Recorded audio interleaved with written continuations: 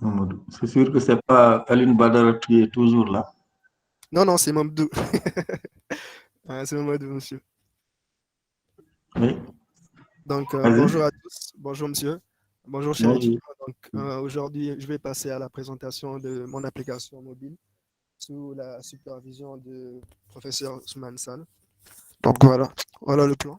Donc, je vais d'abord commencer par vous parler du projet, l'idée générale du projet, ensuite les diagrammes de cas d'utilisation, ensuite les outils et technologies utilisés. Après, on va parler de l'architecture de l'application, c'est quel type d'architecture. Ensuite, la partie interface graphique et présentation, donc démonstration du projet.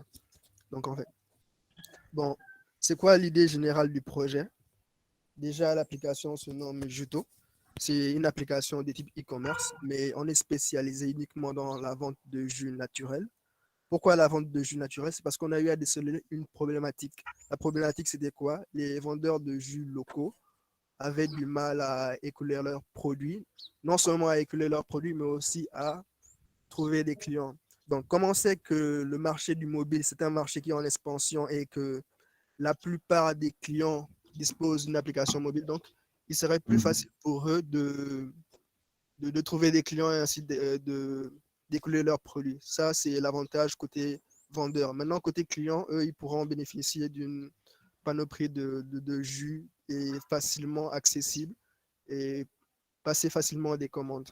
Donc, en gros, c'est Mhm. ça l'idée générale de l'application. Mhm.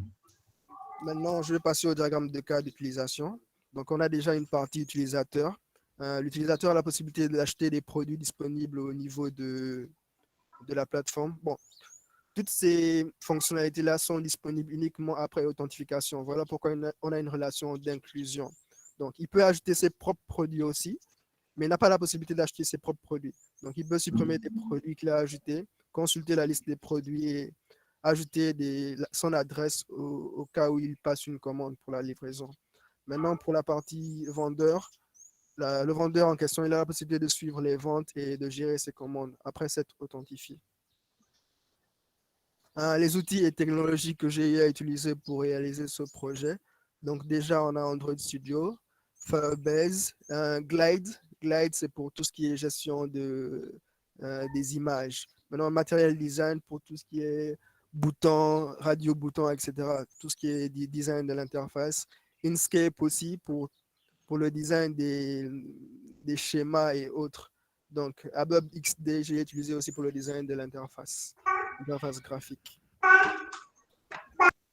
Maintenant, on a l'architecture de l'application. On a une application multi-tiers, donc déjà composée d'une première partie qui est la partie application et la partie logique, suivie des services, c'est-à-dire le Firebase Console composé de l'authentification, du Firestore Database que j'ai utilisé pour stocker les classes de données, les collections. Ensuite, du stockage principalement composé des photos, la photo de profil de l'utilisateur.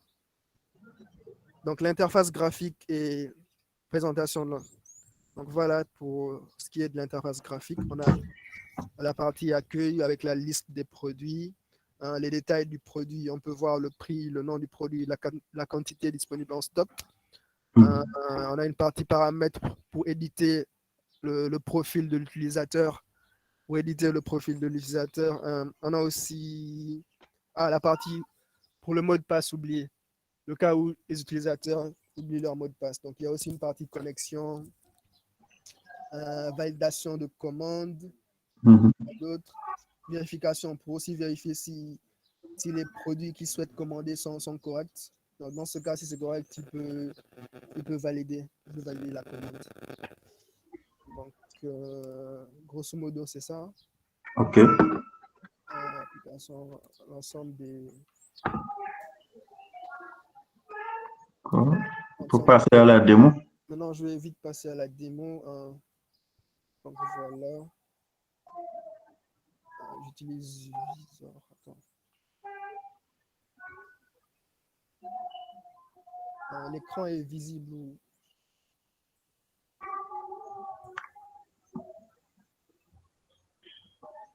OK.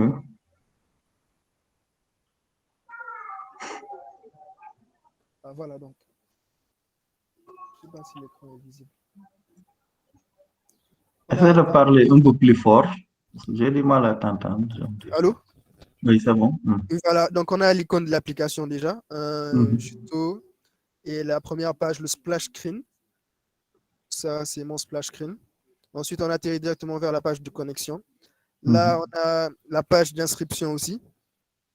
Si c'est la première fois qu'un utilisateur se rentre dans l'application, il a la possibilité de s'inscrire.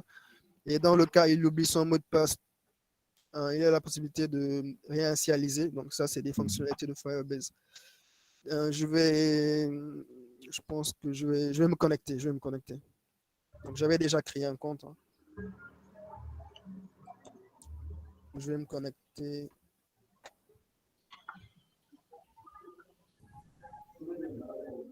Voilà, donc l'utilisateur, il a la possibilité de voir l'ensemble des jus disponibles sur la plateforme. Mhm. Voilà. Il a la possibilité d'ajouter ses propres produits au cas où il souhaite vendre des jus. Donc, on va faire un test. Ajouter un produit, un album. Je pense que j'avais une photo disponible ici.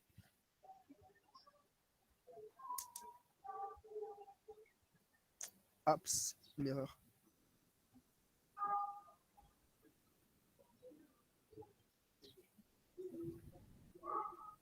Donc, je vais ajouter ça, un jus de menthe.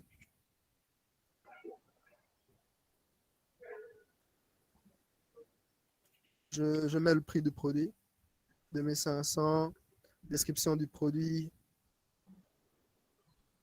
Ensuite, la quantité disponible en stock. Donc, je vais mettre un seul produit. Donc, je valide. Une fois que le produit, voilà, le produit a été uploadé avec succès, on a la possibilité de voir la liste de tous les produits que le vendeur a ajoutés. Il peut aussi supprimer. Maintenant, un point hyper important, c'est que là, euh, c'est le produit que j'ai ajouté tout de suite, mais il n'a pas la possibilité d'acheter son propre produit. Par contre, l'utilisateur peut acheter les produits d'un autre vendeur. Par exemple, les autres produits qui sont disponibles ici, je les ai achetés tout à l'heure avec le compte d'une autre personne. Donc, par exemple, ici, quand je vais dans Goyave, vous voyez, j'ai la possibilité d'ajouter ça dans le panier. Mais par contre, ce produit-là, non, j'ai pas le bouton ajouter dans le panier. Donc, je Mhm. vais faire un test ici. Orange, quantité en stock 34. J'ajoute l'orange dans le panier. Le produit a été ajouté dans le panier. Maintenant, ici, je peux aller dans le panier. Voilà, le produit est présent dans le panier. J'ai la possibilité d'ajouter d'autres produits. Un Mentos. J'ai la possibilité d'ajouter d'autres produits. Voilà, donc je peux ajouter plein d'autres produits. Euh, voilà, validation de la commande. Je vais valider la commande. Voilà, j'ai fixé des frais de livraison à 1000 francs. Ça, c'est une donnée statique. Donc, à chaque fois que l'utilisateur passe une commande, il y a des frais de livraison de 1000 francs qui sont ajoutés à la somme des produits. J'ai aussi la possibilité de modifier la quantité que je souhaite acheter. Donc là, au lieu de un, je peux ajouter 2, 3. Donc en fonction de la quantité disponible en stock. Donc voilà, je vais commander. Maintenant, là, je dois ajouter une adresse email. J'ai la possibilité de sélectionner parmi les adresses email déjà présentes. Ça, je l'avais ajouté tout à l'heure. Ou bien ajouter une nouvelle adresse. Donc voilà, avec le nom, numéro de téléphone, adresse, tout ça. Donc je vais sélectionner déjà une adresse existante. Donc voilà, c'est un récapitulatif de la commande. Récapituler la commande. On Mhm. achète 4 Mentos et un seul jus d'orange, l'adresse et tout ce qui est total livraison et le mode de paiement. Le paiement se fait à la livraison. Donc j'ai la Ok. possibilité de valider la commande. Maintenant aussi, il y a une partie, à la partie utilisateur. Euh, Mhm. je peux ajouter des adresses, comme je l'avais dit. Je peux aussi modifier les informations telles que la photo, la photo de profil et le numéro de téléphone et le sexe aussi. Donc, je vais essayer de modifier la photo de profil. Ok. Rapidement, parce que commence à prendre du temps. Donc, numéro de téléphone.